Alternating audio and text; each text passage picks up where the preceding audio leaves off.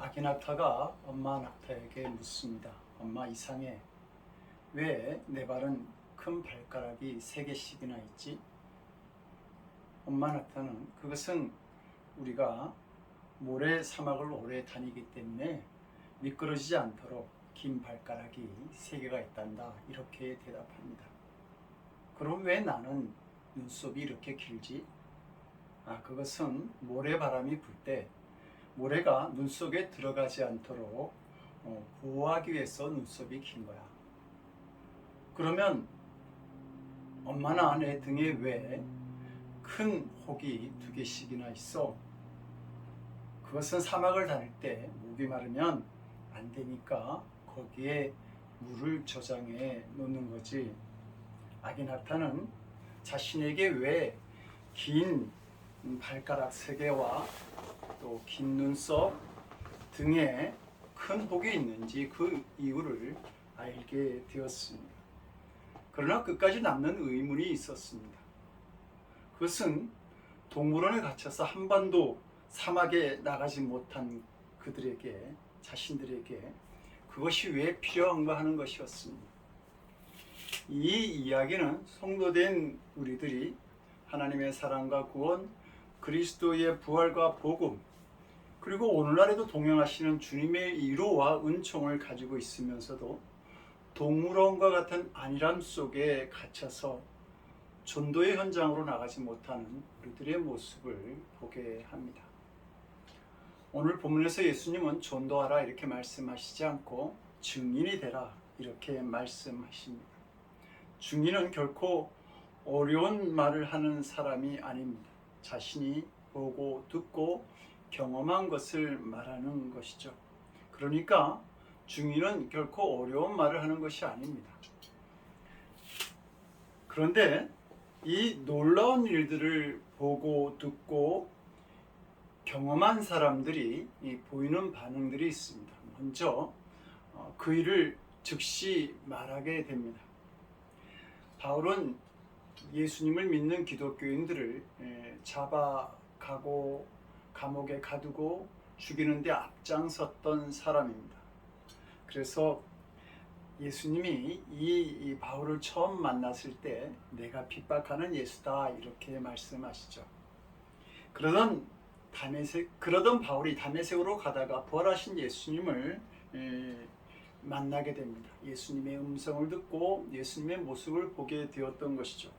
그리고 그 후에 그가 한 행동에 대해서 사도행전 9장 20절에서 22절은 이렇게 증언합니다.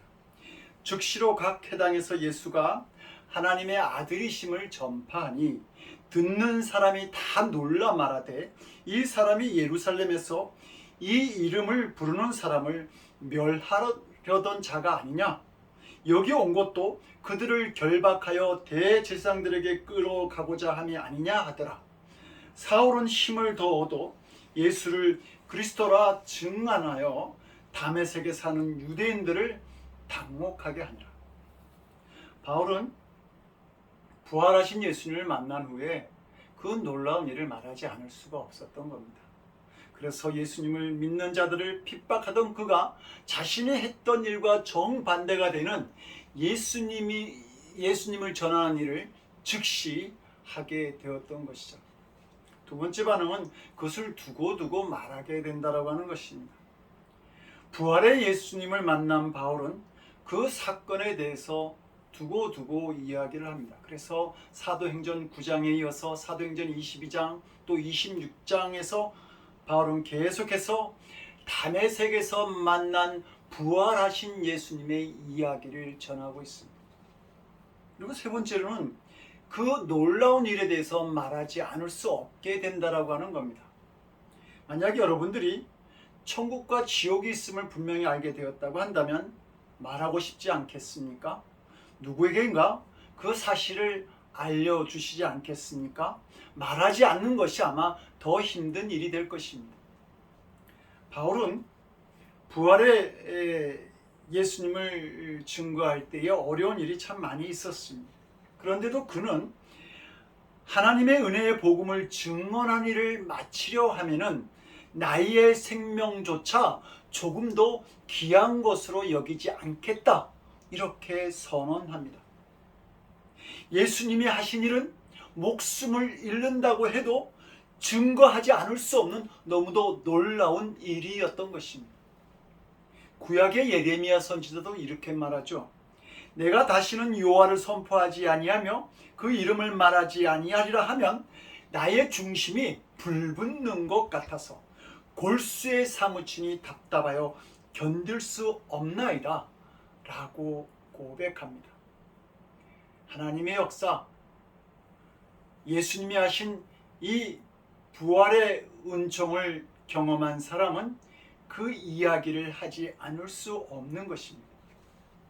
전도란 우리가 누리고 있는 구원의 축복을 증거하는 것입니다. 성도 여러분들이 예수 그리스도 안에서 성령의 역사를 체험하고 살아계신 하나님과 생생하게 교제를 누리고 기도 응답을 체험하게 되면 이 놀라운 은혜를 다른 사람들에게 전하고 싶어서 견딜 수 없게 되는 것이죠. 전도하라, 전도하지 말라 말할 것 없습니다. 그냥 전도하게 되기 때문입니다. 그래서 본문도 말씀하시기를 오직 성령이 너희에게 임하시면 너희가 땅끝까지 이르러 내 증인이 된다 라고 말씀하시는 것입니다. 성령 안에서 하나님께서 하신 일들을 보게 되면 증인이 될 수밖에 없다, 이 말씀입니다. 성도 여러분, 전도는 우리가 사는 길임을 아십니까? 누가복음 10장을 보게 되면 예수님은 자신을 따르는 제자들을 전도 현장으로 보내시죠. 그러시면서 이렇게 말씀합니다. 갈지어다 내가 너희를 보냄이 어린 양을 이리 가운데로 보낸가 같도다. 자신이 인생의 주인이라고 믿는 사람들에게 예수님이 우리를 구원할 분이시오, 예수님이 우리의 인생의 주인이라고 말하고 세상이 전부인 줄로 아는 사람들에게 하나님의 나라가 있다라고 증거하는 일이 어려운 사명임을 예수님은 알고 계셨습니다. 그런데 이 전도의 사명을 잘 감당하고 온 제자들이 누가복음 10장 17절에서 이렇게 증거합니다.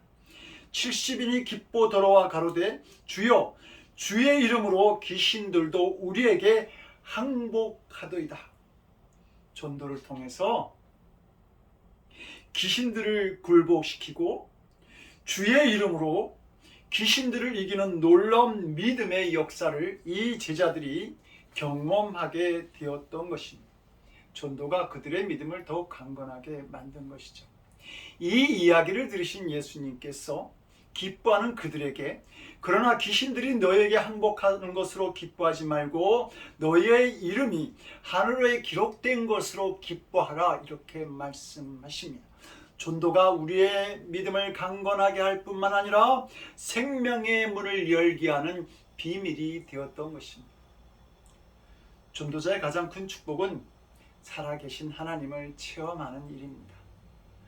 그래서 예수님은 마태복음 28장 20절에서 내가 너에게 분부한 모든 것을 가르쳐 지키게 하라.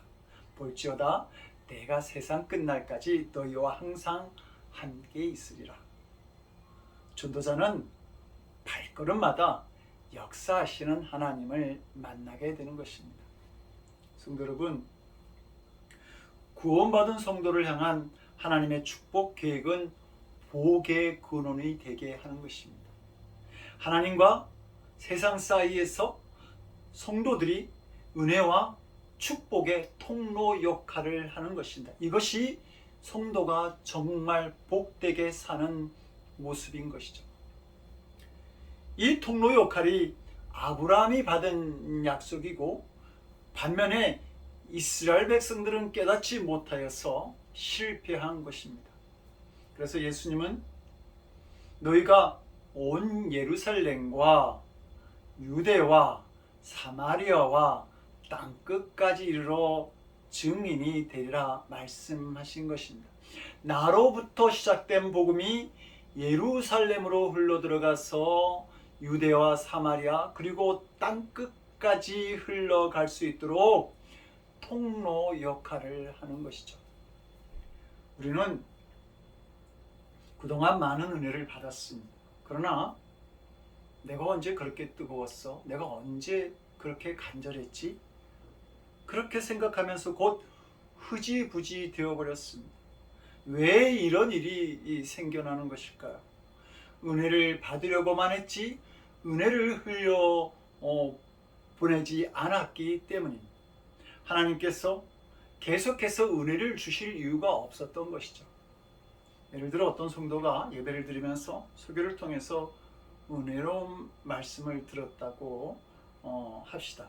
그 성도가 예배를 마친 후에 자신이 받은 은혜에 대해서 다른 사람들에게 오늘 나는 예배 중에 설교를 통해서 이런저런 은혜를 받았어요. 저는 이 말씀이 하나님께서 나에게 주신 말씀이라고 믿습니다. 하고 자기 입으로 말할 경우에는 그 성도는 그 은혜를 오래도록 간직하게 될 것입니다. 그러나 은혜롭다고 느끼기만 했지 다른 사람에게 전하지 않고 가만히 있는 사람은 예배가 끝나고 하루가 지나기도 전에 은혜 받은 내용을 모두 잃어버릴 수 있습니다. 이스라엘 남쪽에는 사해 바다가 있습니다. 말 그대로 죽음의 바다입니다. 물을 받아들이기만 하지 다른 곳으로 보내지 않기 때문입니다.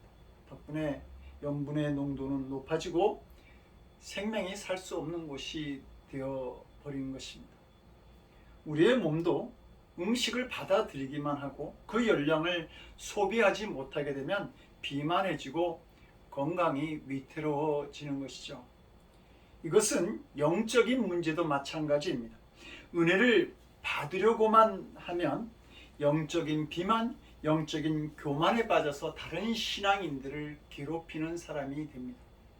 나아가 자신과 자신의 영혼마저 죽이는 사람이 되고 맙니다. 물질도 사랑도 우리는 하나님의 통로임을 기억해야 합니다. 흘려보내야 계속해서 건강하고 신선한 것으로 더 풍성하게 우리에게 채워지는 것입니다.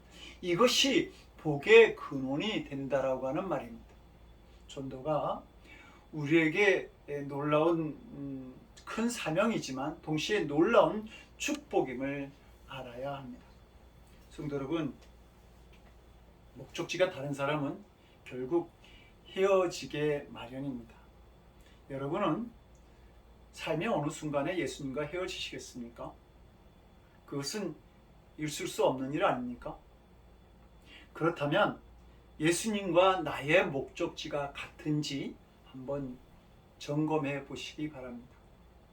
예수님은 자신이 이 땅에 오신 목적을 마가복음 1장 38절에서 우리가 다른 가까운 마을들로 가자. 거기서도 전도하리니 내가 이를 위하여 왔노라 선언하십니다. 누가복음 4장 43절에서도 내가 다른 동네에서도 하나님의 나라 복음을 전하여야 하리니 나는 이 일로 보내심을 입었노라 이렇게 밝히십니다. 예수님은 구원받지 못한 영혼을 목적 없는 양과 같이 바라보셨고 그들을 긍휼히 여기셨습니다. 간절한 마음으로 그들의 영혼이 구원받기를 바라셨던 것입니다. 하나님은 하나밖에 없는 독생자를 십자가에 못 박으시기까지 죄를 미워하셨고 우리들의 죄가 사여지기를 원하셨습니다. 죄가 천국으로 가는 우리들의 길을 막고 있었기 때문입니다. 예수님은 십자가에 달리셔서 피 흘리고 죽으실 때도 그 마음은 온통 지옥으로 가는 영혼들에 대한 생각뿐이셨습니다. 질병도 가난도 중요하지만 그것 때문이라면 굳이 우리 예수님이 십자가에 못 박혀 죽으실 필요가 없으셨던 것이죠. 예수님은 지옥에 갈 영혼을 구원해내시기 위해서 십자가에 달려 죽으신 것입니다. 셰익스피어 작품 중에 맥베드라고 하는 작품이 있습니다. 맥베드는 왕을 죽이고 자신이 왕이 됩니다. 쿠데타를 일으킨 것입니다. 그 군은 죄책감에 시달리게 됩니다. 밤마다 자기가 죽인 사람의 환양이 나타나서 자신을 괴롭혔던 것이죠. 불면증에 시달리다가 병들어 버렸고 결국 의사를 찾아갑니다. 진찰하던 의사가 말합니다. 이 병은 당신이 고쳐야만 합니다. 맥베드는 돌아와서 독백하며 통곡을 합니다. 아라비아 향수로도 손 하나 말끔히 할 수 없구나. 망각제를 먹어도 이 죄는 그대로 살아있구나. 이미 죽인 사람을 살릴 길이 없었던 것입니다. 그러나 죄에서 해방되는 길이 하나 있습니다. 오직 예수, 오직 십자가입니다. 이외에는 제사함의 길이 없습니다. 그래서 바울은 이렇게 말하죠. 내가 복음을 부끄러워 아니하노니 이 복음은 모든 믿는 자에게 구원을 주시는 하나님의 능력이 됨이라. 이렇게 말합니다. 오늘 본문도 부활하신 주님이 하늘로 승천하시기 전에 이 세상에서 우리에게 마지막으로 남기신 말씀입니다. 부활하신 예수님 역시 온통 지옥으로 향하는 사람들에 대한 관심으로 가득하였던 것입니다. 그러니 하늘에 계신 주님의 관심도 온통 구원의 복음을 전하는 우리들에게 집중되어 있는 것입니다. 예수님은 공생의 기간 중에도 또 십자가에 달리실 때에도 부활하셔서 승천을 앞두시고도 온통 영혼 구원에 대한 관심만 있었습니다. 전도는 예수님의 핵심 가치였던 것입니다. 그렇다면 예수님을 따르고자 하고 예수님과 함께 살겠다라고 하는 우리들의 핵심 가치도 전도여야 하지 않을까요? 영혼 구원이 그 삶의 목적이 된 자만이 예수님과 계속하여 동행할 수 있기 때문입니다. 하나님께서는 사람을 외적인 조건으로 택하지 않으시고 오직 예수 그리스도만을 삶의 목적으로 삼으신 자를 찾고 계십니다. 이것이 하나님께서 사도 바울을 통해서 크게 역사하신 이유가 됩니다. 바울은 삶의 모든 관심이 주님께 맞춰져 있었습니다. 그래서 그는 빌립보서 1장 20절에서 살든지 죽든지 내 몸에서 그리스도가 존귀되게 하려 한다라고 말하고, 고린도후서 5장 9절에서는 우리는 거하든지 떠나든지 주를 기쁘시게 하는 자 되기를 힘쓰노라 이렇게 말합니다. 그리고 성도들에게도 우리들에게도 먹든지 마시든지 무엇을 하든지 다 하나님의 영광을 위하여 하라고 권면하고 있습니다. 한국 최초의 선교사인 토마스 목사님은 한국에 발을 딛자마자 대동강 강변에서 처형을 당하게 됩니다. 그때 그는 자신의 목을 치려는 그 나주올 박충관에게 성경을 전하면서 예수 이름을 부르며 순교의 피를 흘렸습니다. 그분은 죽음의 순간까지, 최후의 순간까지 복음을 전하였습니다. 그리고 박충관은 도대체 죽으면서까지 부르는 그 이름이 누구인지 궁금해하다가 믿음의 사람이 되고 복음을 전하게 됩니다. 성도 여러분, 하나님께서는 오직 예수, 오직 영혼 구원의 마음을 가진 자를 주목하십니다. 빌립보서 3장 7절에서 9절을 보게 되면 사도 바울은 다 버렸습니다. 나쁜 것뿐만 아니라 좋은 것, 유익한 것까지 다 버렸습니다. 출신, 학식, 신분, 재산, 이 자랑할 만한 것들을 다 버렸는데 버려도 그냥 버린 것이 아니라 배설물처럼 버렸다고 했습니다. 왜 그렇게 했겠습니까? 예수님을 더 알고 예수님께 붙들리고 예수님 안에서 발견되고 예수님을 자랑하는 일이 너무도 중요한데 혹시 그 일에 방해가 될까 봐 다 버렸다고 했습니다. 어떤 사람들은 야 그래도 오직 예수, 오직 전도 너무 극단적인 거 아니야? 균형이 좀 잡혀야 되지 않겠어? 이렇게 말할지 모릅니다. 그러나 이것은 우리를 잘 몰라서 하는 말입니다. 우리는 너무나 약하고 게으르고 충성스럽지 못한 존재들입니다. 그러므로 오직이라고 해도 흔들릴 때가 너무도 많이 있습니다. 그러니 전도 좀 해야겠지? 전도 좀 해볼까? 하는 이런 자세로는 결국 전도만 못하게 되는 사람이 되고 맙니다. 오직 전도의 자세가 없으면 전도 못하는 줄 알면 됩니다. 기도 역시 그렇습니다. 오직 기도다. 그런 정도는 좀 기도를 합니다. 그러나 이런 자세를 갖지 못하면 결국 기도조차 하지 못하게 됩니다. 아프리카 동부지역 선교사였던 빈센트 도노반이 쓴 기독교의 재발견이라고 하는 책이 있습니다. 도노반 선교사가 동부 아프리카에 선교하러 들어갔습니다. 의료시설, 교육시설이 완벽하게 되어 있었습니다. 그런데 이상한 것은 기독교인이 한 명도 없는 것입니다. 이유를 알아보았더니 먼저 온 선교사들이 전도하기 위해 이런 시설을 짓느라고 예수님을 전하지 못하였습니다. 도노반 선교사는 이제는 오직 예수님만 전해야 하겠다고 결심합니다. 만나는 이마다 예수님만을 전하였습니다.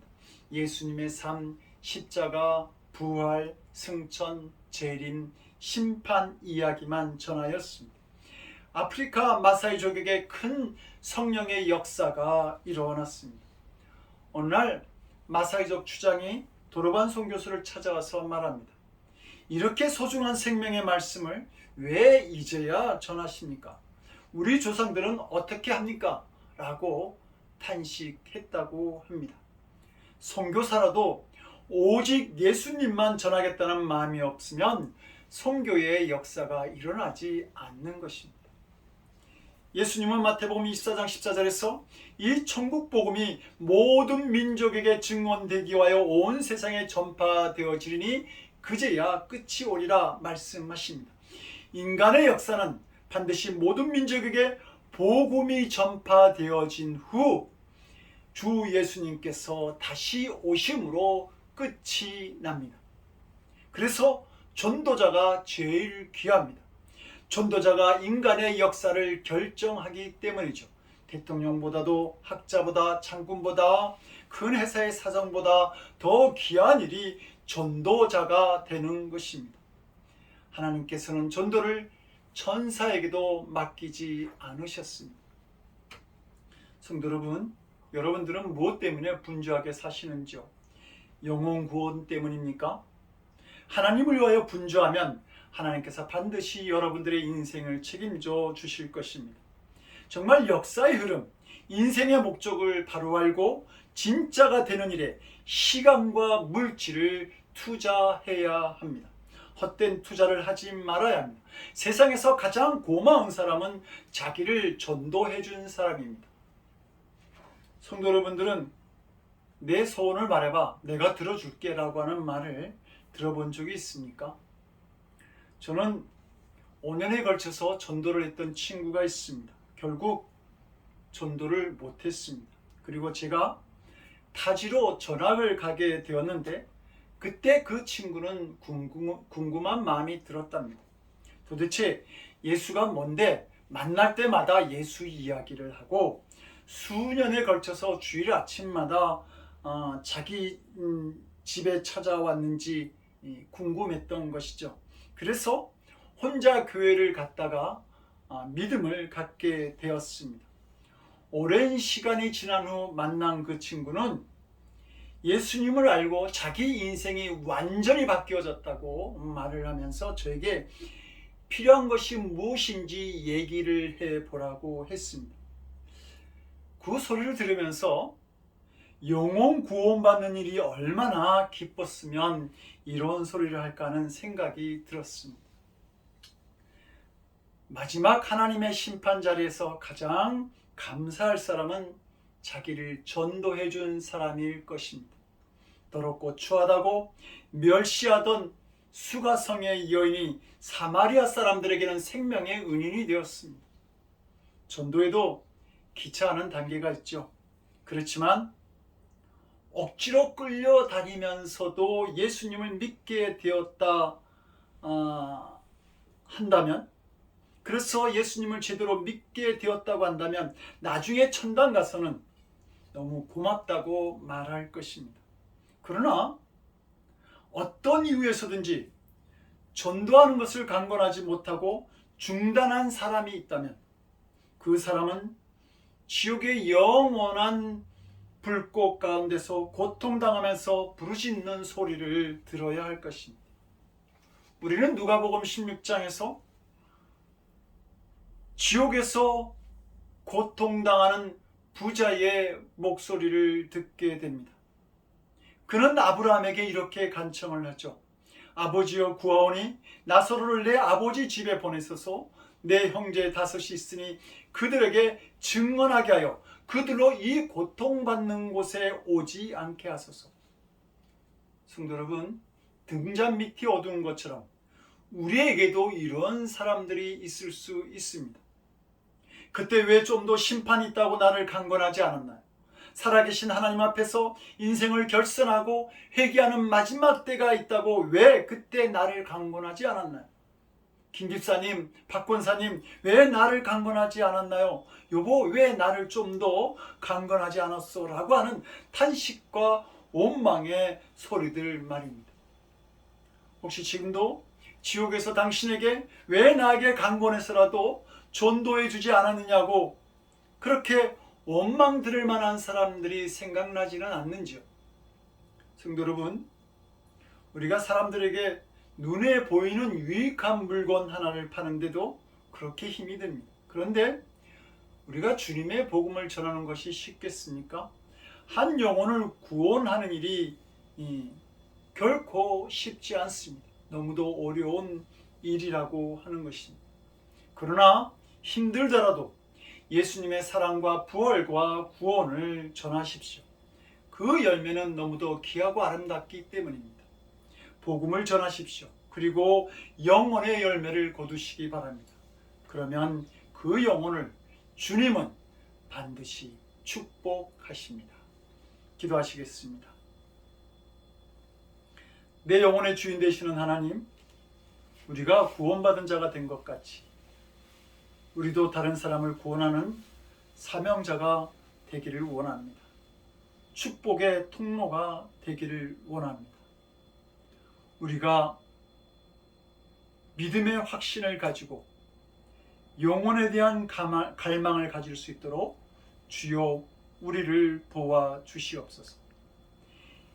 이제는 우리를 구원하시기 위해 하늘의 보좌를 버리시고 이 땅에 오셔서 그 귀한 몸을 십자가에 달리신 우리 주 예수 그리스도의 크신 은혜와 하나밖에 없는 독생자를 희생제물로 삼으심에 우리의 죄를 사하시고 영원한 생명을 허락하신 아버지 하나님의 극진하신 사랑하심과 내가 받은 구원의 은혜를 깨닫고 전도자의 삶으로 인도하시는 성령님의 감화 감동 우리 안에 교통하시고 역사하시는 놀라우신 은총이 내게 행하신 주님의 놀라운 일들을 전하고 증인된 삶을 살아가기를 원하는 거룩한 성도들 머리 위에 저들의 삶과 가정과 일터와 드리는 기도 위에 그리고 구원의 기쁨을 가지고 함께 땅끝까지 증인된 삶을 살아가시는 선교사님들과 그 가정 그리고 그 선교 지역 위에 지금으로부터 영원토록 함께 하옵시기를 간절히 축원드리옵나이다.